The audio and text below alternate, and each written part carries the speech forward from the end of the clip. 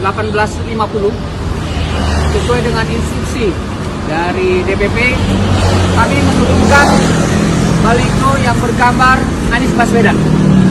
Sekali lagi, DPC Partai Demokrat Kabupaten Cianjur sesuai dengan press release yang dikeluarkan oleh DPP Partai Demokrat menurunkan baliho yang bergambar Anies Baswedan sejak menurunkan lipat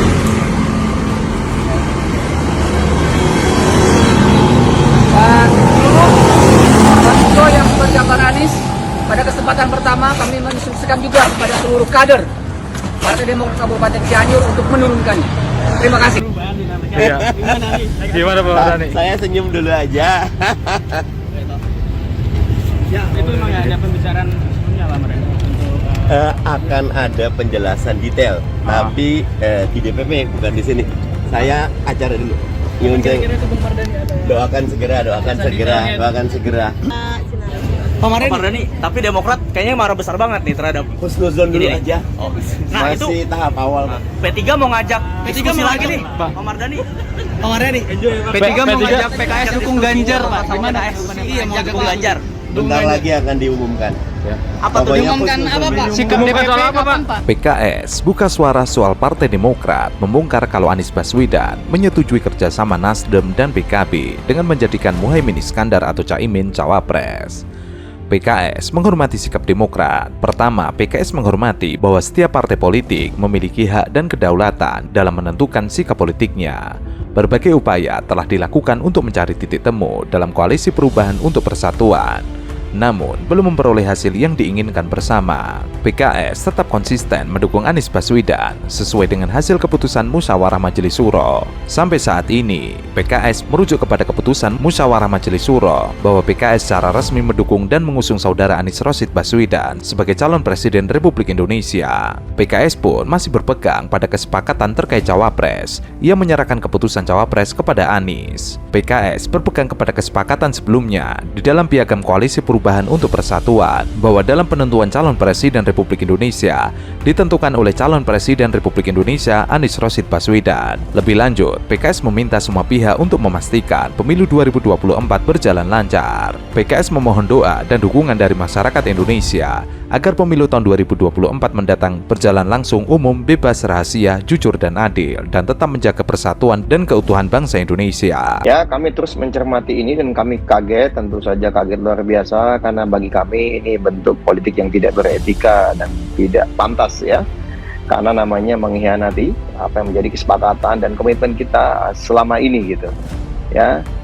Bagaimana keputusan ini diambil secara sepihak oleh teman-teman Nasdem yang kemudian mengambil kesepakatan dengan teman-teman PKB gitu, dan disepakati juga oleh Mas Anies Baswedan. Kami mengkonfirmasi kepada beliau, pertanyaannya sederhana, apakah benar ada koalisi baru Nasdem dan PKB bersepakat untuk mengusung Anies Baswedan dan Muhaimin Iskandar? Oke. Jawabannya ya, benar. Ya sudah, kami tutup. Setelah itu kami sebarkan rilis yang mungkin sudah didapatkan oleh teman-teman media maupun publik juga sudah mengetahuinya, karena bagi kami ini tindakan sepihak, bagian dari pengkhianatan, tidak menghormati kesepakatan. Jadi mohon maaf nih, kalau kita bicara politik ini sama sekali tidak ada gentleman, dan sampai dengan saat ini yang saya tahu Mas Anies sama sekali tidak ada upaya untuk mengkomunikasikan secara langsung dengan Mas AHY. Awal tahun ini beliaulah yang mengajak Mas AHY secara langsung, ayo Mas kita menjemput jalan Tuhan, menjemput jalan takdir. Mas, saya sebagai capres, Mas sebagai cawapres, saya membawa Nasdem, Mas AHY membawa Demokrat, lalu sama-sama kita ajak teman-teman PKS. Lalu perjalanan ini kita arungi bersama, piagam, tanda tangan, komunikasi segala apa, terus secara intens ya. Berulang kali rencana deklarasi gagal dan gagal terus berbulan-bulan, tapi ada yang ini datang bertemu sebentar saja, katanya sekali dua kali hari Senin atau Selasa, lalu kemudian langsung deklarasi. Nah, ini kan menurut kami benar-benar tidak pantas ya, dan tidak beretika, karena kami selama ini bahkan setiap kali akan ada komunikasi dengan partai-partai lain atau didekati oleh partai lain, kami sampaikan secara terang-terangan dan terbuka di dalam. Ya, kalau kami merasanya dihianati karena tidak sesuai dengan komitmen gitu. Ya, apa yang kita sudah sepakati bersama dilakukan secara diam-diam. Ya, kalau misalnya udah kita kayaknya nggak bisa bersama nih, ngomong aja apa adanya di depan. Ya kan, tidak ada komunikasi seperti itu gitu, ya kan? Ya kan kami kalau ada komunikasi-komunikasi, ada yang diganggu teman satu kelas, ayo kita sama-sama berjuangkan, ayo. Di komunikasi pun tidak ada, lalu mencari jalan selamat sendiri. Inilah yang kami sangat sayangkan, politik yang tidak beretika. Ya, bagi kami makanya diksi pengkhianatan luar biasa. Kenapa? Ini sebenarnya sudah kami cium beberapa minggu yang lalu, bahkan salah satu kader kami juga sudah pernah men-tweet pengkhianatan gitu. Ya kan, ternyata benar-benar terjadi gitu. Ketika kami akan bertemu dengan partai besar, salah satu partai besar lain ya, kita komunikasikan dengan baik, sampaikan, malah itu Mas Anies lagi keluar kota, nelpon berulang kali Mas Ahy dan menyampaikan, saya bicara dengan ibu saya, katanya harus jadi ini capres-cawapres Anies Ahy. Lalu saya ketemu dengan guru Ustadz saya juga mengomong hal yang sama gitu kan. Menyedihkan sekali. Lalu kemudian dia bertemu dengan ibunya Muhaimin Iskandar, tapi tidak ada bicara sekalipun.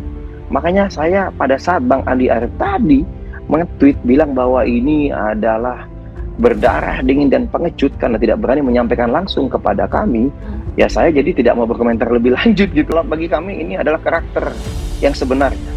Dalam situasi bagaimana dalam tekanan berbagai pihak, bagaimana beliau bisa menunjukkan apakah beliau pantas menjadi pemimpin atau tidak.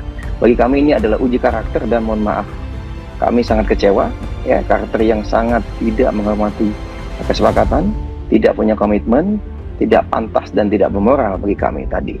Sementara itu, dengan bergabungnya PKB ke kubu Anies Rashid Baswedan, dipastikan suara Prabowo Subianto akan gembos. Hal itu didasarkan pada langkah Partai Kebangkitan Bangsa yang mengusung ketua umumnya Muhaimin Iskandar sebagai bakal cawapres mendampingi Anies Baswedan. Keputusan PKB bergabung dengan Nasdem jelas merugikan Prabowo. Untuk sementara, Prabowo kehilangan kesempatan untuk meningkatkan suara di basis pemilih PKB, terutama Jawa Timur dan masa Nahdliyin.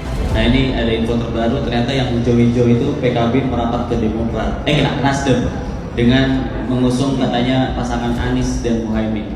Bagaimana mungkin tanggapan Pak Prabowo? Ya, saya jawab ya. Ya inilah namanya demokrasi kita, ya. Demokrasi kita. Insyaallah saya sendiri belum dengar rencana-rencana itu, tapi ini demokrasi kita negosiasi, kita musyawarah. Santai-santai saja, ya.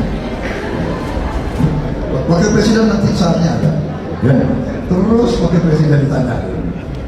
Prabowo membutuhkan dukungan massa PKB untuk mengimbangi kekuatan Ganjar Pranowo di Jawa Timur dan basis Nahdliyin. Oleh karena itu, hilangnya PKB dari koalisi pendukung Prabowo menjadi kerugian besar bagi Ketua Umum Gerindra tersebut. Namun, di sisi lain, PKB memiliki alasan kekuatan meninggalkan koalisi pendukung Prabowo. Pasalnya, Ketua Umum PKB Muhaimin Iskandar sejak tahun lalu sudah digadang-gadang menjadi cawapres Prabowo.